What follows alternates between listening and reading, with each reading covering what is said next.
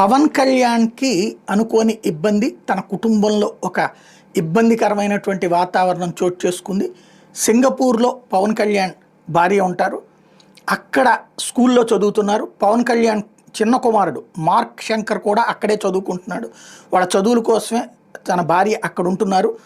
అయితే తాజాగా జరిగినటువంటి అక్కడ ఆళ్ళ స్కూల్ దగ్గర జరిగినటువంటి అగ్ని ప్రమాదంలో మార్క్ శంకర్‌కి గాయాలైనయి.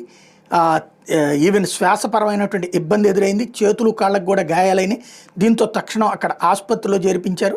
ప్రస్తుతం మన్యం పర్యటనలో ఉన్నారు పవన్ కళ్యాణ్. వెంటనే సింగపూర్ పర్యటనకి బయలుదేరారు. అయితే ఈ సందర్భంలో కూడా తన బాధ్యత మర్చిపోలేదు. అక్కడ ఉన్నటువంటి ఒక గ్రామానికి తను వెళ్తానని నిన్న హామీ ఇచ్చారు, వాళ్ళు పిలిస్తే వస్తానని చెప్పేసి. అయితే ఈ ప్రమాదం తన సొంత కుమారుడికి ప్రమాదం జరిగిందని తెలిస్తే అక్కడికి బయలుదేరడానికి రెడీ అవుతూ విశాఖ టూర్ని అయితే క్యాన్సిల్ చేసుకున్నారు. కానీ